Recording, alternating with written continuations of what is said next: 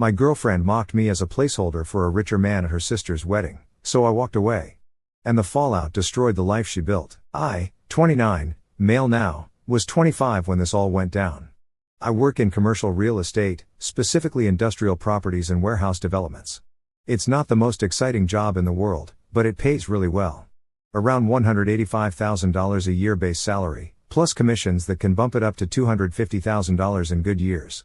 I drive a BMW M3 and have a nice condo downtown in Austin with a view of the lake, the whole package. I'm not trying to show off. I'm just setting the scene because this becomes super important later in the story. I was dating this girl, Brittany, for almost 3 years. I met her at a friend's house party during a 4th of July barbecue. She was absolutely gorgeous. Blonde hair that looked like it belonged in a shampoo commercial, piercing green eyes, and a perfect figure. The kind of girl who could stop traffic just walking down the street. Seriously, heads would turn everywhere we went. But here's the thing I should have paid attention to from the very start.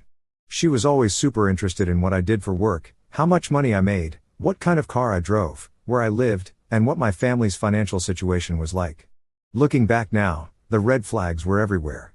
But I was 22 and thinking with the wrong head, you know? Brittany worked part-time at some high-end boutique clothing store in the fancy shopping district, making maybe $28,000 a year if she was lucky. But this girl lived like she was making 6 figures easily. She always had the newest iPhone the day it came out, designer bags that cost more than most people's rent, and expensive clothes with tags I couldn't even pronounce. She got her nails done every 2 weeks at some fancy salon and had monthly spa treatments, the works. I'm not stupid. I knew I was paying for most of her lifestyle, but I thought that's what you do when you love someone, right? You want to spoil them and make them happy. Boy, was I wrong about everything, but we'll get to that. My best friend, Carlos, always called her Bratney instead of Brittany, which used to really annoy me, but now I realize he was spot on from day one. Carlos is this hilarious guy who works in construction management. He built his way up from nothing, but he's sharp as a razor when it comes to reading people. He could see right through her fake smile and materialistic nonsense from the very first time I introduced them. The guy has incredible instincts. Bro, that chick is going to drain your bank account dry and leave you for someone with a bigger wallet, he told me like 100 times over those 3 years.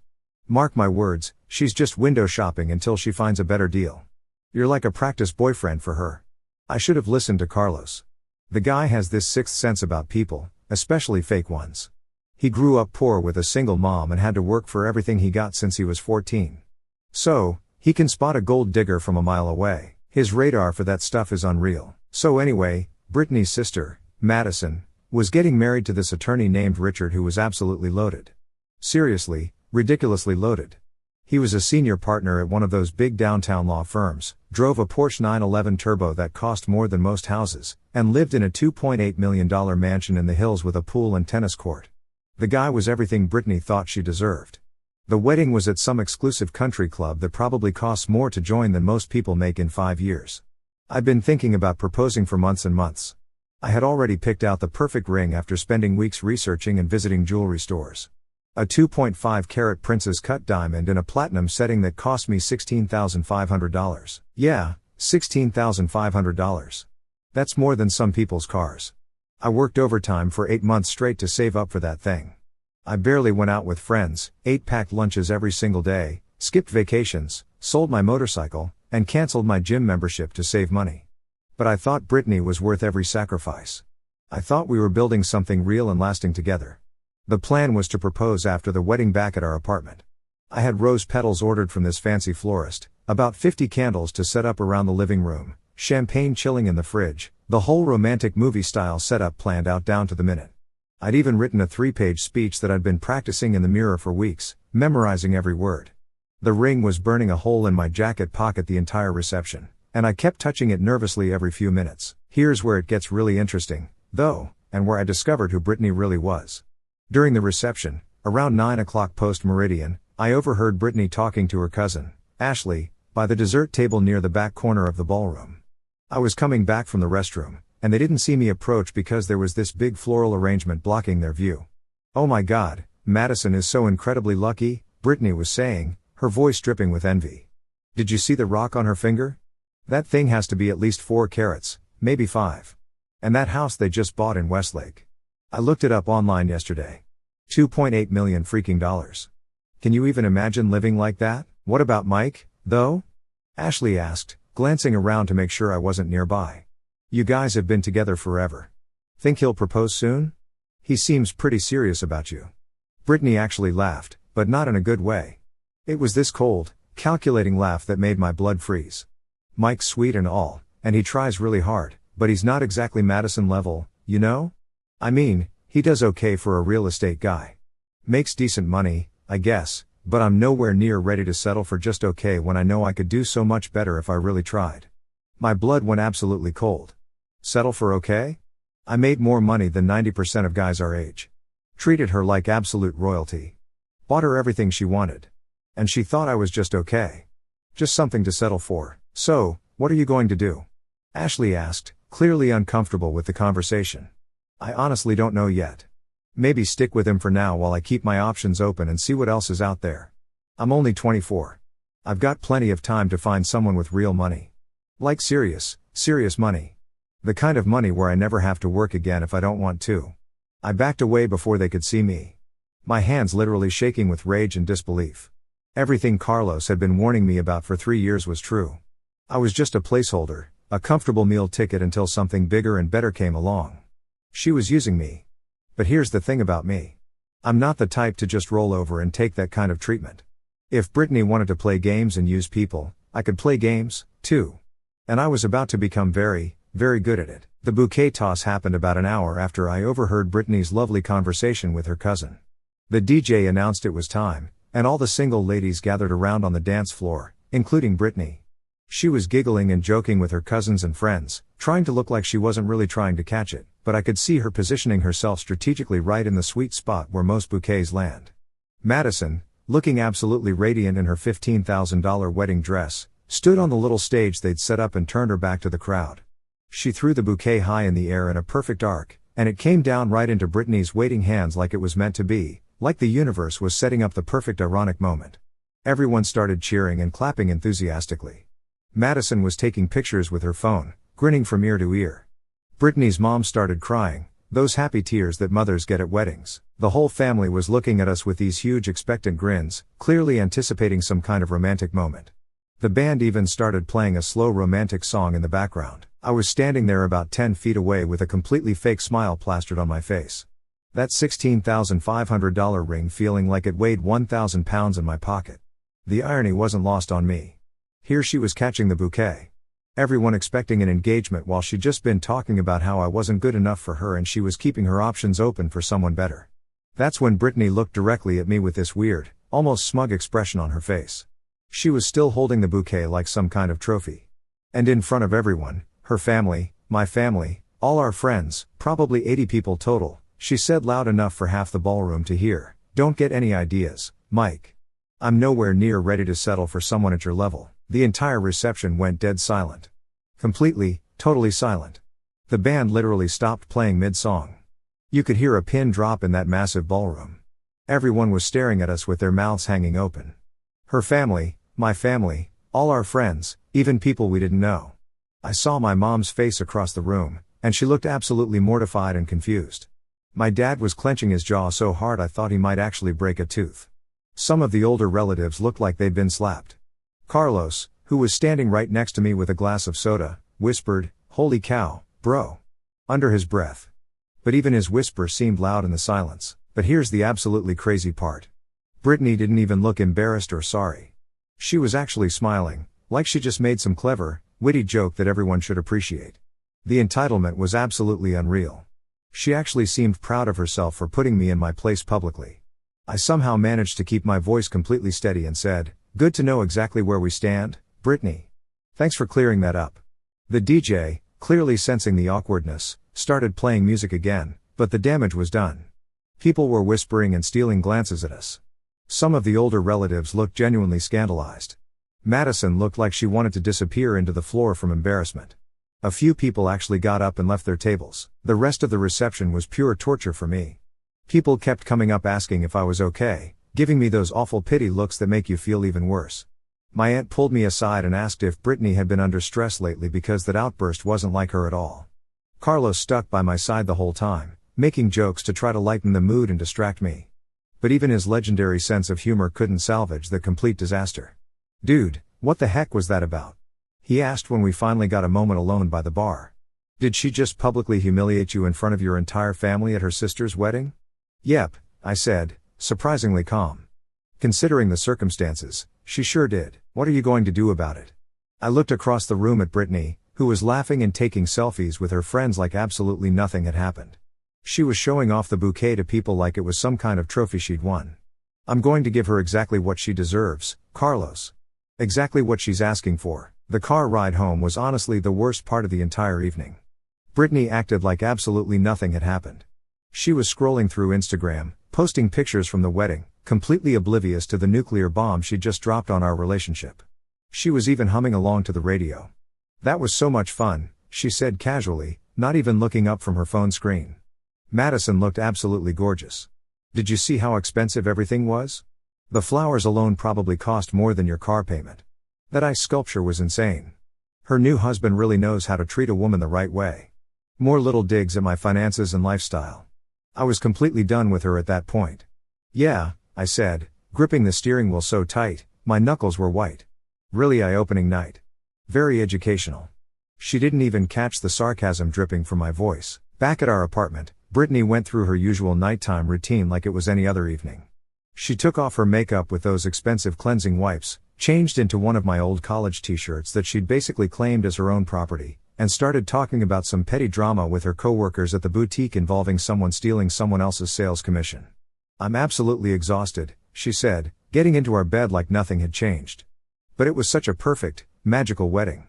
I can't wait until it's my turn someday to have something that beautiful. Your turn? I asked, testing the waters and seeing what she'd say.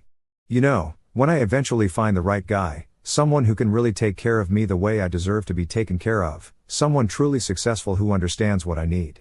The audacity was absolutely incredible. She was literally lying in my bed wearing my shirt in my apartment that I paid rent for, talking casually about finding someone else to take care of her properly because I apparently wasn't cutting it. Well, I said, keeping my voice completely neutral. I really hope you find exactly what you're looking for, Brittany. She was asleep within minutes, probably dreaming about her future rich husband.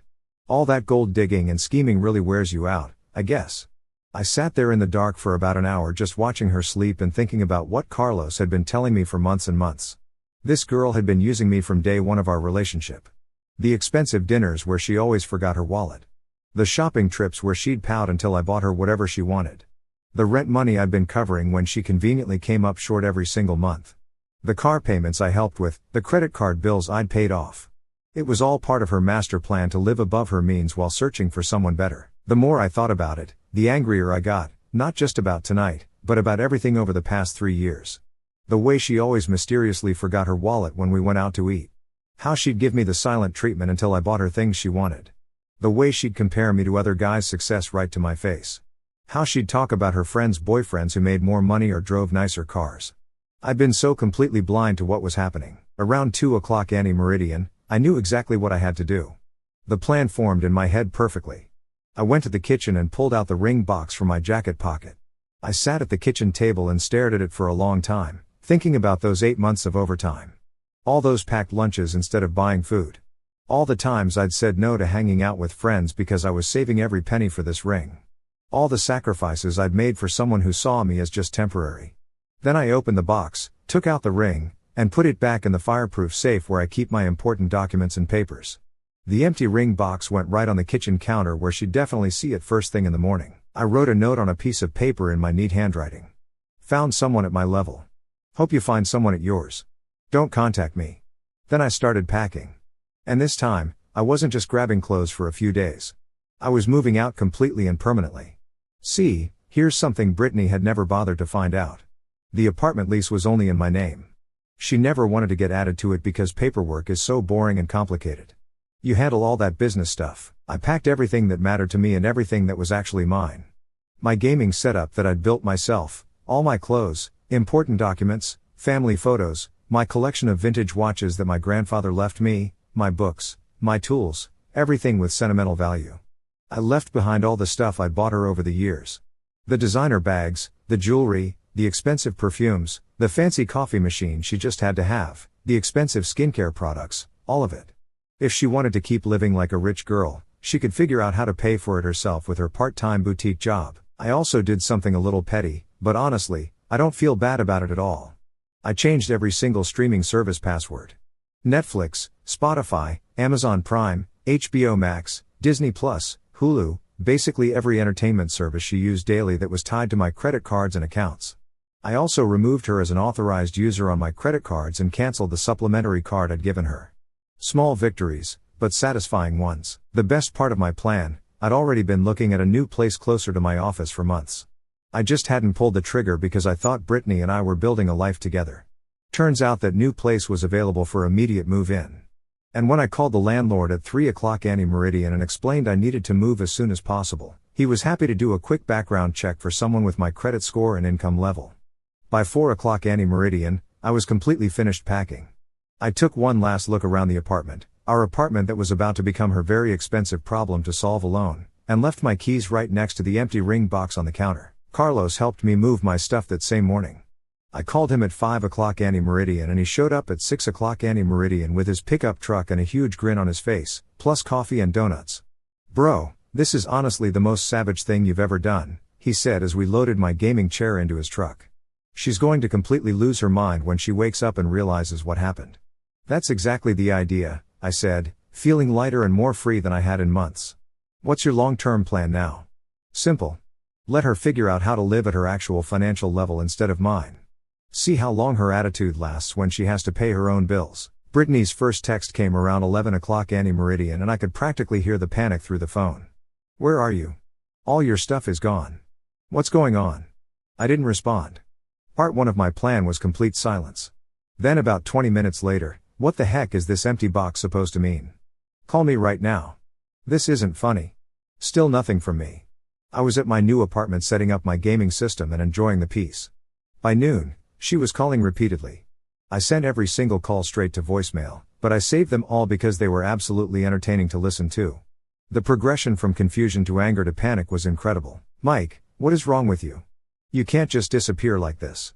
I don't understand what that stupid note means. Call me back right now. This isn't funny anymore." The desperation in her voice was something I'd never heard before in 3 years of dating. Gone was the sweet, innocent girlfriend act. This was the real Brittany, entitled, demanding, and absolutely furious that her comfortable meal ticket had suddenly vanished. Message 2 about an hour later. "Mike, I'm serious. You better call me back immediately. I don't know what kind of stupid game you think you're playing, but I'm not laughing. Where did you go? Did you seriously take all your stuff?" Message 3. Evening. "Okay, I'm starting to get really scared. Please just call me back and tell me you're okay. We can work through whatever this is about. I promise we can fix this." Carlos came over to my new place that evening with pizza and updates from his extensive network of gossipy relatives who somehow always know everything that's happening in our social circle. "Dude, you absolutely have to hear this," he said, pulling out his phone with a huge grin. "Ashley called my cousin Rosa, who called my sister Maria, who called me. The whole extended family is talking about what happened last night. And what are they saying? Brittany showed up at her parents' house this morning crying hysterically, saying you abandoned her and she doesn't understand why. But get this, Madison is absolutely furious with her because she thinks Brittany completely ruined her wedding with that bouquet comment. Her exact words to their parents were, 'Brittany embarrassed our entire family with her gold digger nonsense.'" I almost choked on my pizza. Madison actually said that. Apparently, she's been watching Brittany's behavior and attitude for years and was already annoyed that I was paying for everything in the relationship. When Brittany humiliated me publicly at the wedding, Madison completely lost it. She told their parents that Brittany needed to grow up and stop using men like personal ATMs, and that she was embarrassed to be related to someone so shallow. This was even better than I'd hoped for. Brittany wasn't just losing me, she was losing her family support and respect, too. Day 2 brought even more frantic texts. "Mike, please just talk to me. I don't have anywhere to go. The rent is due next week and I don't have nearly enough money. I'm sorry if I said something wrong at the wedding. I was just joking around with the bouquet thing and didn't mean anything by it. You can't just leave me with no explanation. We've been together for 3 years. That has to count for something." That last one really got to me emotionally. 3 years. 3 years of paying for her lifestyle while she openly talked about trading up to someone better. 3 years of being her personal bank account while she kept her options open for a richer guy. But I stayed strong and didn't respond. Carlos reminded me every single day, "She made her choice, bro. Now she gets to live with the consequences. Week 2 is when things got really interesting, and Brittany had to face some harsh realities. She simply couldn't afford our apartment on her $28,000 boutique salary. Not even close. The rent alone was $2,400 a month, which was basically her entire take-home pay after taxes, leaving nothing for food, utilities, car payment, insurance, or anything else. Her texts became increasingly desperate and revealing. "Mike, I'm literally begging you. Please help me. I can't afford this place on my own. Can we at least talk about splitting the rent until I figure things out? I'll pay you back. I had to ask my parents for money. Do you know how absolutely embarrassing that is for a 24-year-old? Please just tell me exactly what I did wrong so I can fix it. I'll do anything. I'll change." Carlos kept me updated on all the family drama through his network of gossipy relatives who love sharing information. Apparently, Brittany's parents told her they'd help with exactly 1 month of rent, but after that, she was completely on her own. They were deeply disappointed in how she'd treated such a nice, generous young man and thought this might be a good learning experience for their daughter. Even better news, word had gotten around their entire social circle about what happened at the wedding. Mutual friends were taking sides, and the vast majority of them were Team Mike. Brittany was getting frozen out of group hangouts, parties, and social events. "She's becoming absolutely toxic to be around," one of our mutual friends told Carlos. "All she does is complain about you and ask if anyone knows single guys with money. It's really pathetic and desperate." By week 3, Brittany had to swallow her pride completely and move back in with her parents. A 24-year-old college graduate moving back into her childhood bedroom because she couldn't afford her own life. The shame and embarrassment must have been absolutely killing her. Her social media posts became increasingly bitter and passive-aggressive with lots of quotes about fake people, learning who your real friends are, and everything happening for a reason. She posted a selfie from her old bedroom with the caption, "Sometimes you have to take a step back to move forward. Bless new beginnings." The comments were mostly from her mom and a few distant relatives trying to be supportive, but the best part was yet to come, and it was going to be spectacular. Second month brought a development I definitely didn't see coming, but it turned out to be the most entertaining part of this whole story. Brittany started dating this guy named Trevor, who she met at some upscale cocktail lounge downtown. Trevor drove a Mercedes S-Class, wore expensive suits, carried himself like some kind of Wall Street hotshot, and threw money around like he was Jeff Bezos. At first, I'll be completely honest, I was bothered. Was she already replacing me with some genuinely rich dude? Had she actually managed to trade up like she'd always planned? Did her strategy actually work? But Carlos, being the absolute genius investigator he is, did some serious social media stalking and detective work and found some very interesting information about this Trevor character. "Bro, you're absolutely not going to believe this," he said, showing up at my place with a huge grin and his laptop. "Trevor isn't rich at all. Not even close. He's a wannabe day trader and crypto investor who's actually in debt up to his eyeballs. That Mercedes, leased with money he doesn't have. Those expensive clothes, all bought with credit cards. Dude's broker than broke, but putting on this massive, elaborate show. How do you possibly know all this? My cousin Rosa works at the bank where he got turned down for a business loan last month. Apparently, his credit score is so bad they wouldn't even give him a secured credit card. She said his debt-to-income ratio was absolutely frightening and he owed over $80,000 on various credit cards. This was getting really, really good. Brittany started posting constantly on social media about her amazing new boyfriend and their expensive dates, photos at fancy steakhouses, weekend trips to nice hotels, shopping sprees at high-end stores downtown. She was living it up, probably thinking she'd finally found her perfect sugar daddy who would fund her dream lifestyle. The posts were clearly designed to make me jealous and show me what I was missing. With captions like, "When he treats you like the queen you are, spoiled, blessed, and finally found someone who actually knows my worth. Real men, smart luxury." She even posted a picture of an expensive bracelet with the caption, "Some men actually know how to spoil their woman properly." For about 6 weeks, it looked like Brittany had gotten everything she'd always wanted and dreamed of. Then Trevor's entire house of cards came crashing down spectacularly, and it was absolutely beautiful to watch from a distance. Turns out, when you're already maxed out on credit cards, living paycheck to paycheck, and you start dating a high-maintenance gold digger who expects expensive dinners 3 times a week, weekend trips, and shopping sprees, things go south very, very quickly. Carlos got the complete inside scoop from Rosa, who heard it from multiple sources. Trevor's credit cards started getting canceled one by one. His car got repossessed from the restaurant parking lot during one of their dates, and he had to move back in with his parents when his apartment lease wasn't renewed. The whole fake lifestyle collapsed in a matter of days. She literally broke up with him in the parking lot of that fancy steakhouse downtown when his card got declined for the third time that week, Carlos told me, barely able to contain his laughter. Rosa heard it from her friend who was their server that night. Brittany threw a complete screaming scene, yelling about how he was a fraud and she couldn't believe she wasted her time with another broke loser who lied to her. The irony was absolutely perfect and beautiful. Brittany went from me, actually successful and financially stable, to Trevor, fake successful and actually broke, back to absolutely nothing. All because she was too greedy and entitled to appreciate what she'd had. Her social media went completely dark for about 2 weeks after that disaster. When she finally posted again, it was just generic motivational quotes about staying strong through difficult times. Better days are coming and everything happens for a reason. Now, here's where the story gets really satisfying and exactly why I waited 4 years to tell this whole incredible tale. While Brittany was going through her downward spiral of failed relationships and mounting financial disasters, my life was getting better and better every single month.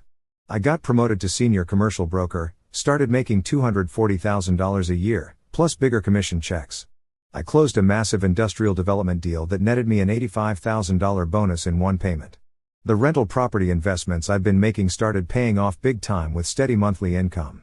I also started dating again, taking my time and being much more careful about red flags. I met this incredible woman named Claire, who's a nurse practitioner at the Children's Hospital. She makes her own money, has her own goals and ambitions, owns her own condo, drives her own car, and treats me like a genuine partner instead of a walking ATM machine. We've been together for 3 amazing years now, and just bought a beautiful house together in the hills outside Austin with a view of the lake. Claire is everything Brittany wasn't and never could be. Independent, kind, genuinely interested in me as a person rather than my bank account balance, supportive of my goals, and actually contributes equally to our relationship. When I told her the whole story about Brittany, she was completely shocked that anyone could be so shallow and cruel to someone they claimed to love. But the real satisfaction, the moment I'd been waiting for, came just last month. I was having lunch at this nice cafe downtown, reading some property development reports when my phone rang. It was an unknown number, but I recognized the area code as local. I almost didn't answer because I get a lot of sales calls, but something told me to pick up. Mike, it's Brittany. I nearly dropped my sandwich. After 4 years of complete silence, she was calling me. Brittany, this is definitely unexpected. Yeah, I listen. I know this is really weird and awkward, but I desperately need to talk to you. Could we maybe meet for coffee or something, please?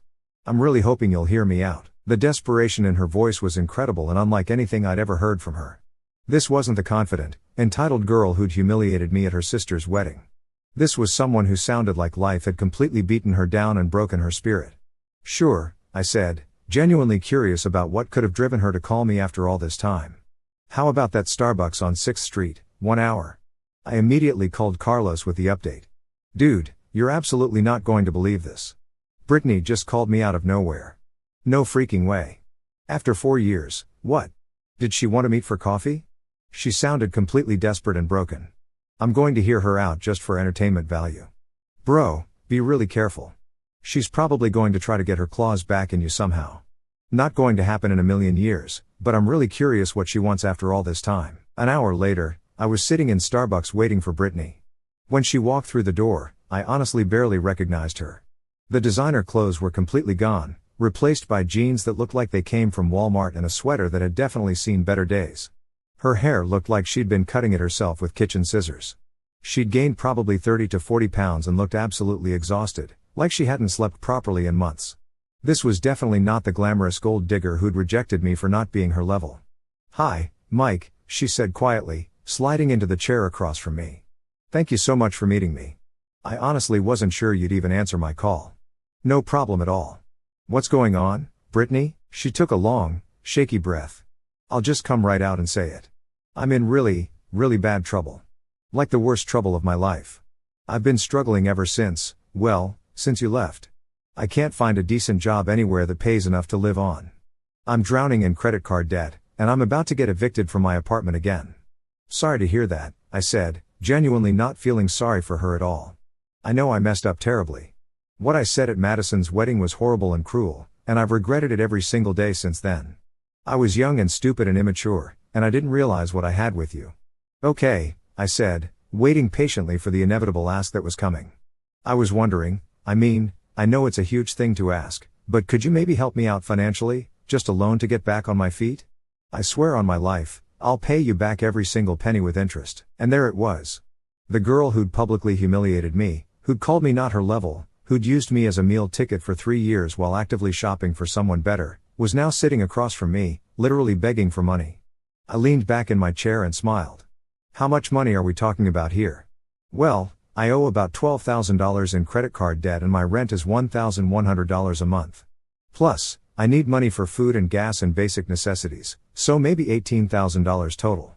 I know it's a lot of money, but $18,000, I interrupted. That's a very interesting amount. I know it's a huge favor, but Mike, I'm absolutely desperate. I've tried everything else. You're literally the only person I know who's doing well enough to help me out of this mess. I pulled out my phone and showed her a picture. You know what this is? She looked confused and squinted at the screen. A ring? This is the ring I was going to give you that night. The night you told everyone at your sister's wedding that I wasn't good enough for you. Cost me $16,500. Almost exactly what you're asking me for right now. Her face went completely white and she looked like she might throw up. Mike, you humiliated me in front of both our families and all our friends. You used me for 3 years while openly talking about trading up to someone with more money. You called me a placeholder to your cousin, thinking I couldn't hear you. You made me feel like garbage for not being wealthy enough for your standards. And now you want me to bail you out of your problems. Tears started streaming down her face. Please, Mike. I know I was terrible to you. I know I don't deserve your help at all, but I'm literally begging you. I don't have anyone else to turn to. My parents won't help me anymore. I stood up slowly and looked down at her. You're absolutely right about one thing, Brittany.